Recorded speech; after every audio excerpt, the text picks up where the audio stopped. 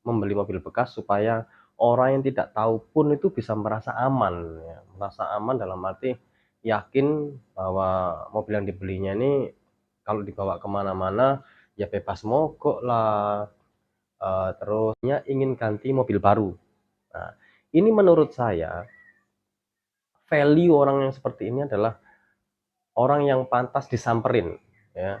Karena apa? Ketika dia mampu membeli mobil baru, otomatis mobil yang lama tabungan yang lainnya ya kita cari mobil yang sekiranya ke harga di bawah itu 120, 110 lah gitu ya. Dan jangan kalau memang kondisi perekonomiannya kayak gitu ya jangan mikirin gengsi kita ya kita sementara.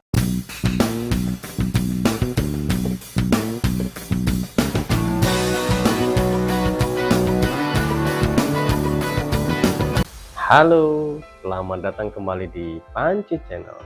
Channel yang membahas tentang otomotif, hiburan, wisata, peluang bisnis ya, dan tips dan trik. Oke, dalam konten kali ini saya akan membahas tentang seluk-beluk membeli mobil bekas.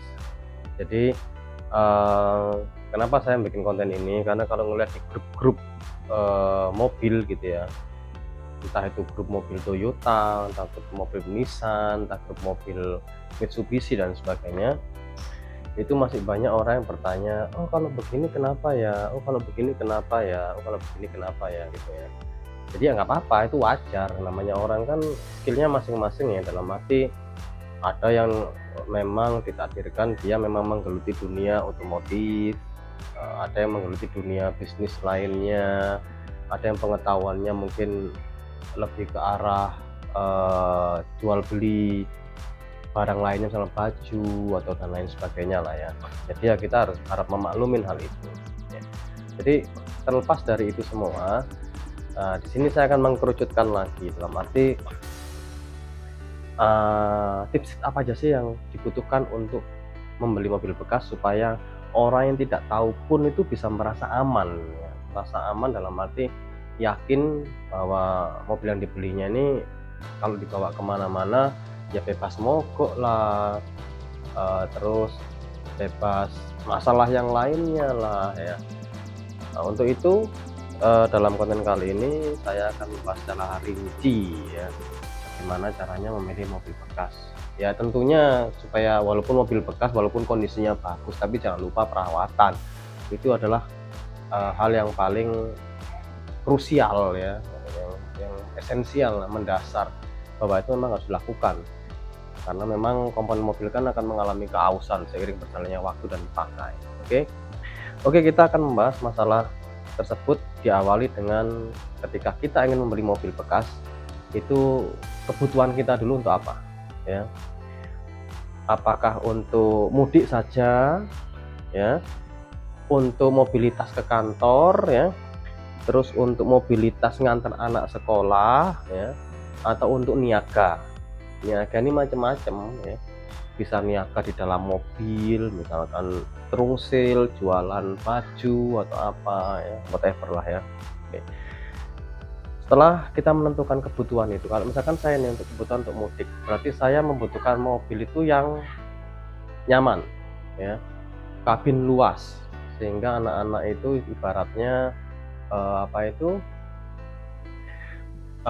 bisa leluasa di dalam kabin ya, dalam arti bisa tiduran selonjor, terus bebas capek, istirahatnya cukup ya.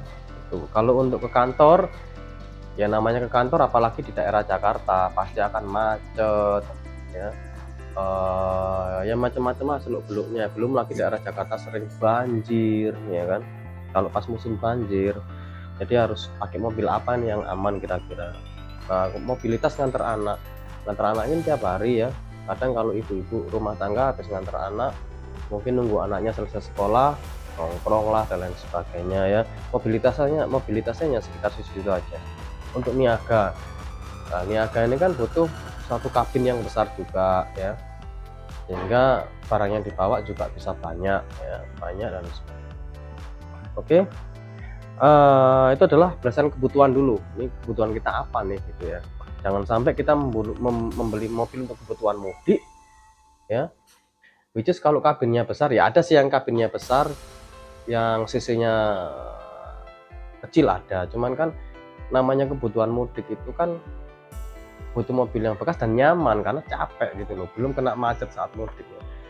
Jadi kalau memang membeli mobil untuk kebutuhan mudik lalu dipakai wira-wiri kantor ya, kecuali memang semuanya dibiayain kantor, doesn't matter at all gitu loh. Misalkan meet karena saya pernah dapat mobil kantor juga, jadi misalkan meet ketemu dalam arti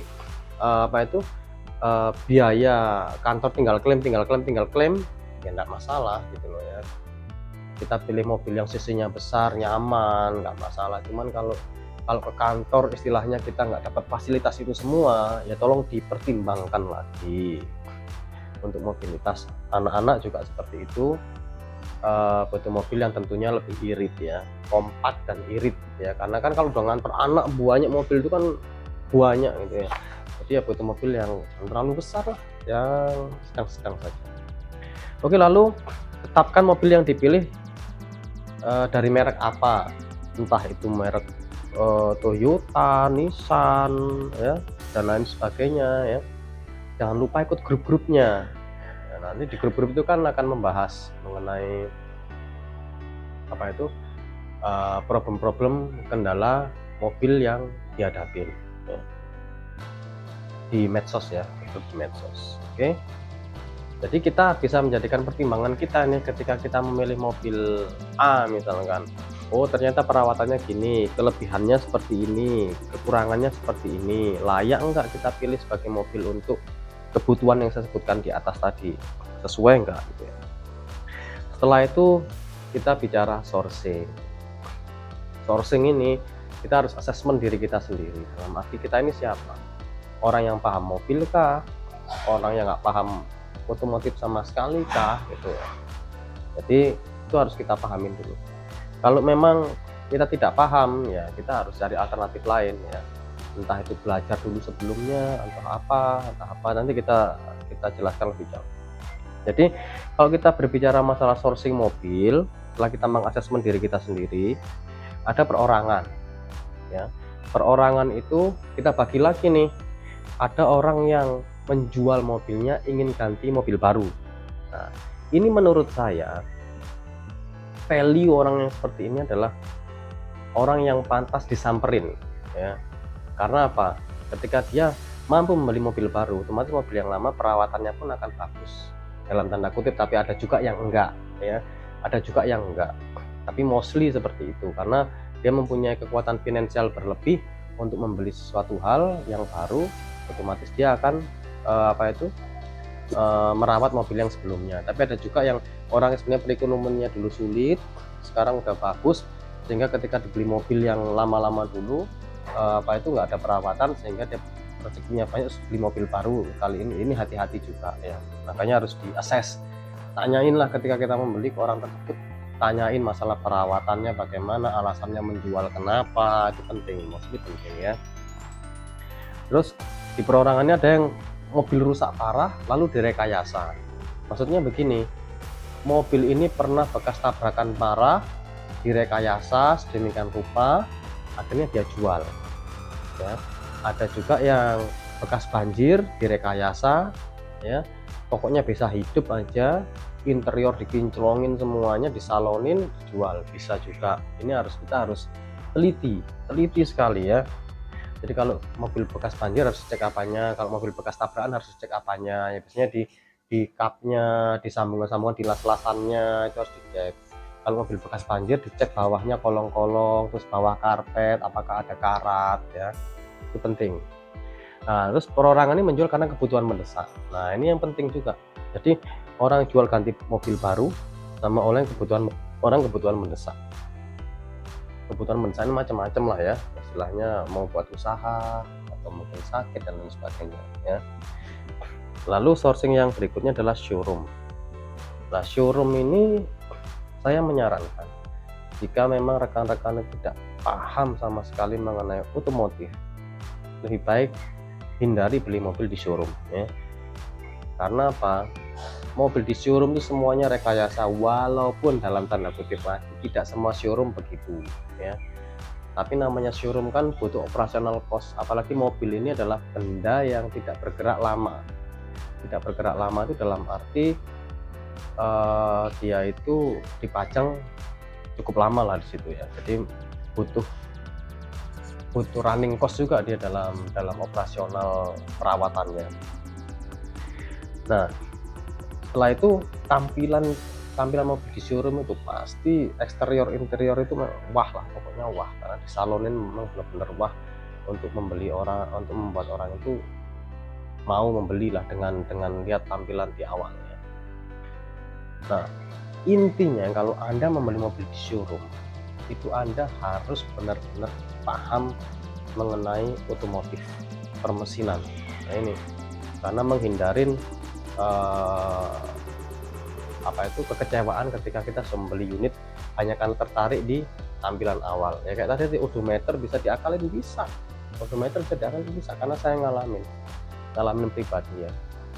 Jadi odometer bisa di ini, terus ban karena kaki-kakinya udah lemah, ban itu diganti baru semua empat-empatnya supaya apa, supaya bunyi-bunyi bisa keredam ya. Terus kalau mobil matic dikasihlah cairan-cairan aditif supaya model waktunya matic turun matic ya, jadi enggak misalkan jeda lah apalah, dikasih aditif sehingga dia enggak kelihatan penyakitnya. Jadi di showroom mobil ini lebih banyak rekayasa, tapi hati-hati lah, enggak semua showroom mobil kayak gitu, enggak semua. Makanya kalau kenal showroom mobil yang baik ya itu pertahankan, jalinlah hubungan yang baik dengan showroom tersebut. Tapi ada juga showroom-showroom yang nakal yang melakukan hal-hal yang seperti itu. Calo, hindari calo ya. Atau orang jual beli mobil perorangan, enggak apa-apa asalkan dalam tanda kutip kalau ketemu orang kayak gitu, itu orangnya paham mesin enggak.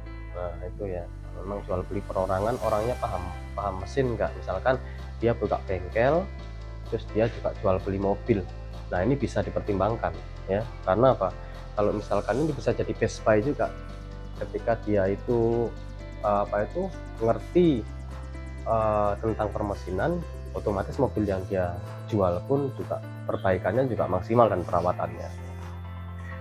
Kalau Anda memang tidak paham seluk-beluk mengenai dunia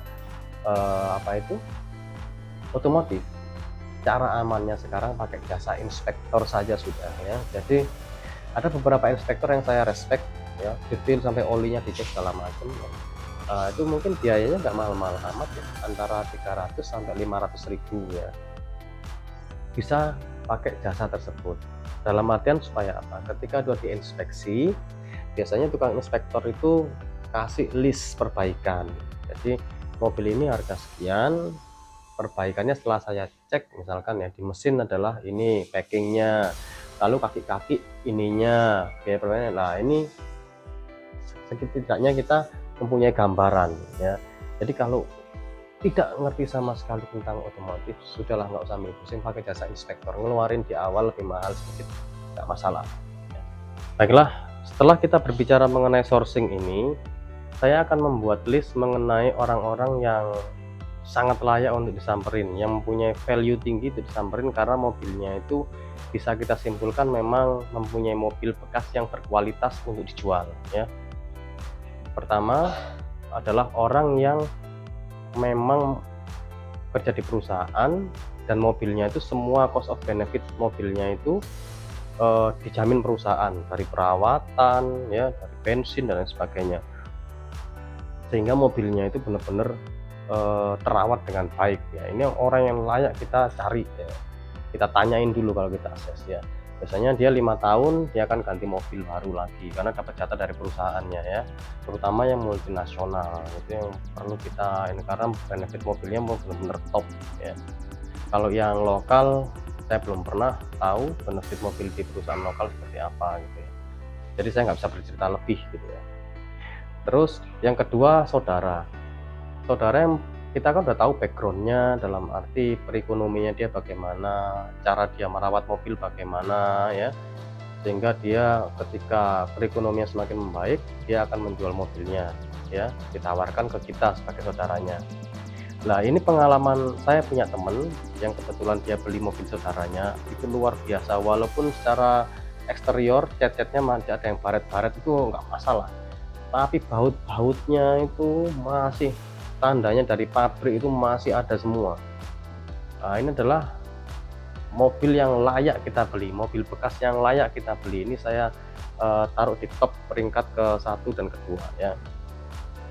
Lalu yang berikutnya, orang yang punya bengkel mobil lalu menjual mobilnya. Ini pengalaman saya biasanya servis mobil ya, ke langganan saya bengkel, tapi dia jual mobil ya.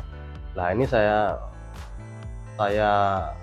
anggap sebagai orang yang layak disamperin ketika dia menjual mobil bekas, karena dia akan menjelaskan secara detail kelemahan-kelemahannya ya, dan apa perawatan-perawatan yang akan dilakukan berikutnya. Oke, jadi sementara itu saya menetapkan 3 top priority orang yang saya sebutkan tadi sebagai orang yang layak untuk dikunjungi.